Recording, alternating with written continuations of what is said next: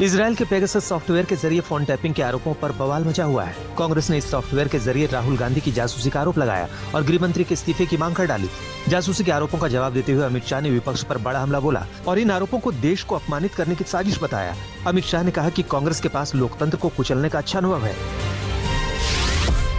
Bharatiya Janata party का नाम बदलकर अब भारतीय जासूस पार्टी रख देना चाहिए। देश में आंतरिक सुरक्षा के जिम्मेवार तो अमित शाह हैं, तो माननीय अमित शाह को एक सेकंड भी क्या अपने पद पर बने रहने का अधिकार है? उन्हें बर्खास्त क्यों नहीं किया जाना चाहिए? क्योंकि ये सब तो उनकी देखरेख में हो रहा है।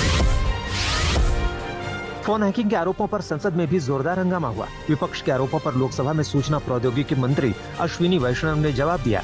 केंद्रीय मंत्री ने फोन टैपिंग को लेकर आई रिपोर्ट को गलत बताया। केंद्रीय मंत्री ने कहा कि डेटा का जासूसी से कोई संबंध नहीं है। जो रिपोर्ट पेश की गई है उसके तथ्य गुमराह करने वाले हैं। वहीं पूर्व केंद्रीय मंत्री रविशंकर प्रसाद ने भी जासूसी के आरोपों को पूरी तरह से खारिज किया और इसे देश विरोधी एजेंडे की साजिश का हिस्सा बताया। राहुल गांधी जी के उनका भी जासूसी उन्होंने किया है। संविधान के तहत इस देश को चलाना चाहते हो तो आप इस जगह पे रहने के काबिल नहीं है। क्या भारत की राजनीति में कुछ लोग सुपारी एजेंट हैं क्या? मैं इस शब्द का प्रयोग कुछ जिम्मेदारी से कर रहा हूं। कुछ दल, कुछ नेता, क्या ऐसी अंतर्राष्ट्रीय कॉन्स्पिरेसी होती है तो उसके सुपारी एजेंट बन जाते हैं? कोरोना संकट पर प्रधानमंत्री मोदी आज विपक्ष के सभी सवालों का जवाब देंगे। प्रधानमंत्री मोदी ने आज शाम सर्वदलीय बैठक बुलाई है। इस बैठक में पीएम प्रेजेंटेशन के जरिए कोरोना की तीसरी लहर की आशंका को लेकर देश में वैक्सीनेशन की स्थिति सहित सभी मुद्दों पर बात करेंगे। संसद की शुरुआत से पहले कल पीएम मोदी ने सभी लोगों से वैक्सीन लगवाने की अपील की थी। पीएम मोदी ने कहा कि बाहु पर वैक्सीन की डोज लगने से आप कोरोना के खिलाफ बाहुबली बनेंगे। अब ये वैक्सीन जो है बाहु पर लगती है और जब वैक्सीन बाहु पर लगती है तो आप बाहुबली बन जाते हैं और कोरोना के खिलाफ लड़ने के लिए बाहुबली बनने का एक ही उपाय है कि आपके बाहु पर वैक्सीन लगवा दीजिए। गुवाहाटी से कोरोना पर चिंता बढ़ाने वाली खबर आई है, जहां एक महिला डॉक्टर कोरोना के डबल वेरिएंट से संक्रमित मिली है। एक ही समय पर किसी का 2 कोरोना वेरिएंट से संक्रमित होने का ये भारत का पहला मामला माना जा रहा है। चौंकाने वाली बात ये भी है कि महिला ने कोरोना वैक्सीन की दोनों खुराक ले ली थी। उनके सैंपल में अल्फा और डेल्टा दोनों वेरिएंट मिले हैं।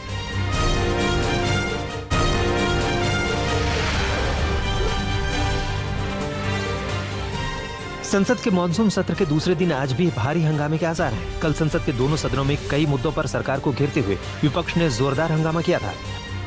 विपक्ष के हंगामे के बीच पीएम मोदी नए मंत्रियों का परिचय भी नहीं करा सके थे, जिसके बाद विपक्ष पर हमला बोलते हुए पीएम ने कहा था कि दलित, आदिवासी और महिलाओं का मंत्री बनना कुछ लोगों को पसंद नहीं आ रहा, इसलिए वो संसद में उनका नाम भी नहीं लेने दे रहे हैं।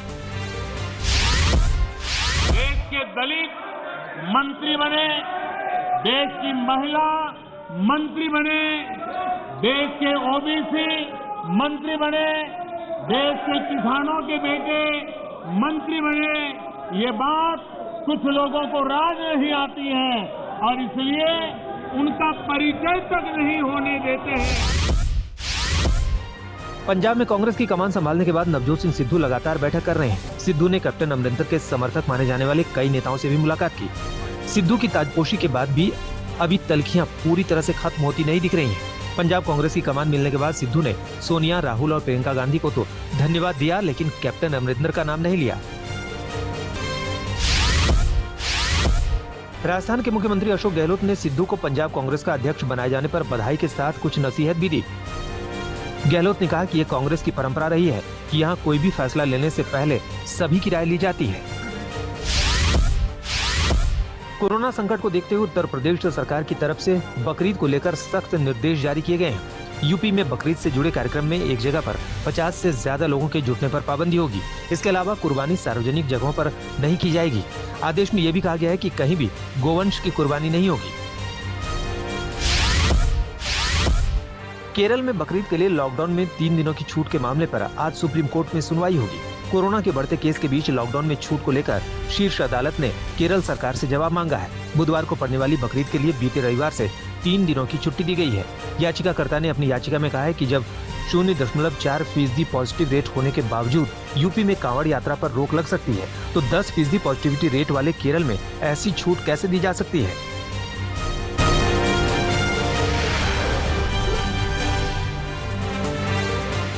अश्लील फिल्म बनाने के आरोप में पुलिस ने राज कुंद्रा को गिरफ्तार कर लिया है। कुंद्रा एक्ट्रेस शिल्पा शेट्टी के पति हैं। कुंद्रा पर अश्लील फिल्में बनाने के साथ उन्हें ऐप पर पब्लिश करने का आरोप है। मुंबई पुलिस का कहना है कि उनके पास राज कुंद्रा के खिलाफ पर्याप्त सबूत हैं। मुंबई पुलिस की क्राइम ब्रांच ने फरवरी 2021 में अश्लील फिल्में बनाने और उन्हें अलग अलग OTT प्लेटफॉर्म पर रिलीज करने के मामले में एक केस दर्ज किया था। इसके बाद कई ठिकानों पर छापेमारी की गई। राज कुंद्रा से पहले मुंबई पुलिस 4 लोगों को गिरफ्तार कर चुकी है। इन्हीं आरोपियों के बयान और टेक्निकल एविडेंस के आधार पर राज कुंद्रा को गिरफ्तार किया गया है। पुलिस के मुताबिक मुंबई फिल्म इंडस्ट्री में काम की तलाश में आने वाली जरूरतमंद लड़कियों को बड़ी फिल्मों में रोल दिलाने के नाम पर फंसाते थे। जबरन अश्लील फिल्मों में काम करने के लिए मजबूर किया जाता था। फिल्म बनने के बाद ऐप और OTT प्लेटफॉर्म पर रिलीज करके लाखों की कमाई होती थी।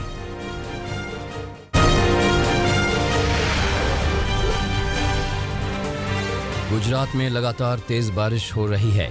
सूरत में हालात खराब हैं। सणिया हेमत गांव पूरी तरह टापू बन गया। जब यहां से एक 50 से 60 यात्रियों से भरी लग्जरी बस गुजरी तो निकल नहीं पाई और पानी में बुरी तरह से फंस गई। कई घंटों तक बस के यात्री पानी के बीच खड़ी इस बस में फंसे रहे। बाद में गटर की मदद से बस को सैलाब के बीच से काफी मशक्कत के बाद बाहर निकाला। वलसाड़ का भी हाल बेहाल नजर आया। बारिश में पूरा शहर डूबा है। सड़कों पर पानी ही पानी है। लोग कमर भर पानी में चलने को मजबूर हो गए हैं। निचले इलाकों में कई घर आधे आधे डूब गए हैं। घरों के अंदर भी पानी ने घुसपैठ कर ली है। दुकानों में भी पानी भर गया है। बिहार के रोहतास में 2 लोगों को लहरों के बीच से रेस्क्यू किया गया। ये दोनों माझर कुंड में पिकनिक के लिए गए थे। कुंड में अचानक पानी बढ़ता देख लोगों में हड़कंप मच गया। लोग ऊंचाई की तरफ भागने लगे। ज्यादातर लोग तो भागने में कामयाब रहे, लेकिन ये दोनों लोग इस टीले से आगे नहीं बढ़ पाए क्योंकि ये दोनों किनारे से काफी दूर थे। पुलिस ने इनको बचा लिया। उत्तराखंड के उत्तरकाशी जिले के बाद टिहरी गढ़वाल में भी बादल फट गया। भिलांगना में बादल फटने से करीब आधा दर्जन घर तबाह हो गए। रेस्क्यू टीम ने मौके पर पहुंचकर राहत बचाव का काम शुरू किया। इससे पहले उत्तरकाशी के मांडू गांव में बादल फटने की घटना में 3 लोगों की मौत हो गई। वहीं 4 लोग लापता बताए जा रहे हैं। SDRF की टीम बचाव अभियान में लगी हुई है। दिल्ली में तेज बारिश के बाद एक कार जमीन में समा गई। हादसा द्वारका में हुआ। इस कार को क्रेन के जरिए निकाला गया। जब एक पुलिसकर्मी सफेद कार से निकल रहा था, उसी वक्त यहाँ जमीन धंस गई। यहाँ सीवर की लाइन गुजरती है और चंद घंटे की मानसूनी बरसात ने यहाँ की जमीन को इस कदर खोखला कर दिया था कि जमीन कार का भार नहीं उठा पाई। मुंबई में भारी बारिश के साइड इफेक्ट सामने आ रहे हैं। BMC की एक पार्किंग में 400 से ज्यादा गाड़ियां पानी में फंस गई। 24 घंटे से पानी नहीं निकाला जा सका है। ये पार्किंग कांदीवली इलाके में है। मुंबई में भी लगातार बारिश हो रही है। नवी मुंबई के तुर्भे पुलिस स्टेशन के भीतर पानी भर गया। कुर्सियां मेज सब पानी में डूब गए। रिपोर्ट लिखने तक काम प्रभावित हुआ। भांडुप में एक शख्स मैन होल में फंस गया। इस खुले मैन होल को अब तक कवर नहीं किया गया है। नाला सुपारा में ये 4 साल का बच्चा इस मैन होल में गिरा और बह गया। बच्चा कहाँ गया मालूम नहीं। जम्मू से भारी बारिश के बाद 4 घर ढह गए। नाला इलाके की कालका कॉलोनी में यह हादसा हुआ। नाले में पानी बढ़ा और इसके बाद घर पानी की चपेट में आ गए। कुछ लोगों की जान बाल बाल बची। बिहार में भी बाढ़ का कहर बरप रहा है। पश्चिम चंपारण में नदियों का जलस्तर तो घट रहा है, लेकिन गांव में पानी भर रहा है। पश्चिम चंपारण में अभी भी ऐसे सैकड़ों गांव हैं जो बाढ़ के कारण पूरी तरीके से अभी भी जलमग्न हैं और टापू बन गए हैं। मझौलिया ब्लॉक के इस्लामाबाद गांव में आज तक की टीम पहुंची तो देखा कि गांव अभी भी चारों तरफ से पानी से घिरा हुआ है। गांव में आने जाने के लिए लोगों को कमर भर पानी में चलकर जाना पड़ता है।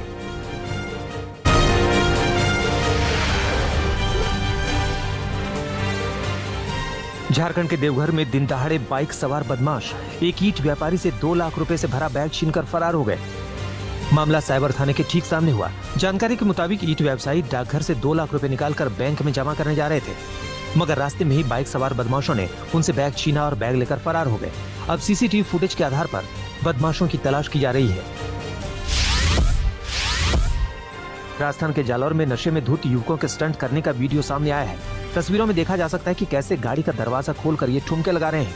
नशे में धुत इन लोगों को न तो अपनी जान की परवाह है, न ही पास चल रही गाड़ियों की। ये वीडियो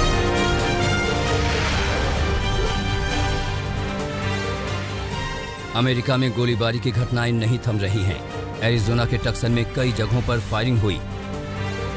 हमले में 5 लोगों को गोलियां लगी, 1 की मौत हो गई है, जबकि 3 बच्चे लापता बताए जा रहे हैं। हमलों का संदिग्ध पुलिस कार्रवाई में गंभीर रूप से घायल हो गया है।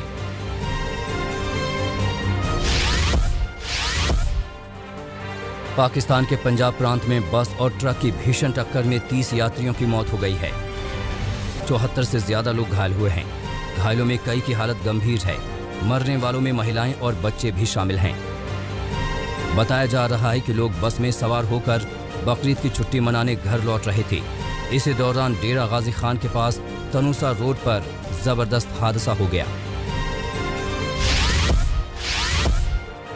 जापानी राजनयिक की आपत्तिजनक और अभद्र टिप्पणी के बाद दक्षिण कोरिया के राष्ट्रपति मून जे-इन ने टोक्यो ओलंपिक का दौरा रद्द कर दिया है।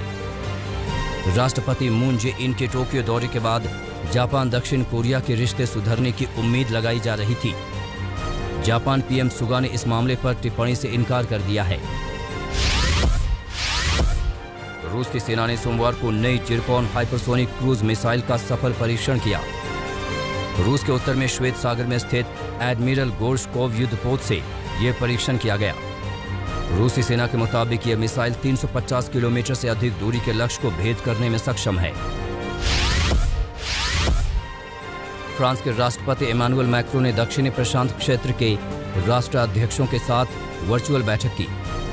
बैठक में कोरोना, समुद्री सुरक्षा, पेरिस ओलंपिक और पर्यावरण समेत कई मुद्दों पर चर्चा हुई।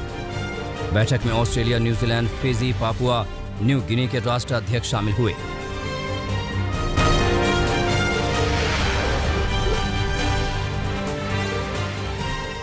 जॉनसन एंड जॉनसन वैक्सीन की पहली खेप इथियोपिया पहुंची।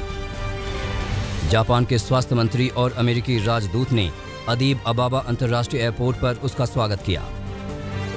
वैक्सीन के पहुंचने पर जापान के स्वास्थ्य मंत्री ने अमेरिका को बधाई दी।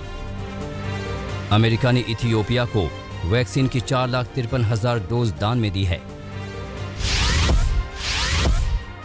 दुनिया में 41,08,000 से ज्यादा लोगों की कोरोना से जान चली गई है। महामारी से संक्रमितों का आंकड़ा 19 करोड़ 13 लाख के पार पहुंच चुका है। अब तक 17 करोड़ 42 लाख से ज्यादा लोगों ने कोरोना को मात दी है।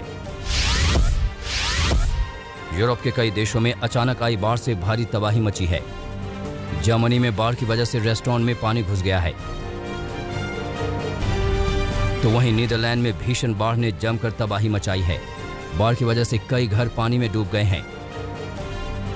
जर्मनी में अब तक 150 से ज्यादा लोगों की मौत हो चुकी है, जबकि नीदरलैंड में भयंकर बाढ़ में 180 लोगों को जान गंवानी पड़ी है।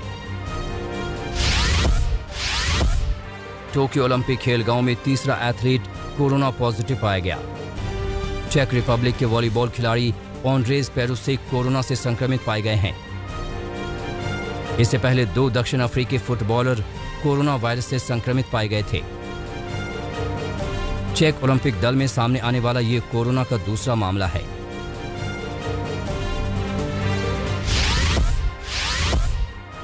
विंबलडन चैंपियन और विश्व की नंबर 1 टेनिस स्टार ऑस्ट्रेलियाई खिलाड़ी एशले बार्टी साथी खिलाड़ियों के साथ टोक्यो पहुंची। 23 जुलाई से शुरू हो रहे ओलंपिक गेम्स में शिरकत करेंगे। ऑस्ट्रेलिया की तरफ से कुल 472 खिलाड़ी टोक्यो ओलंपिक में हिस्सा लेंगे।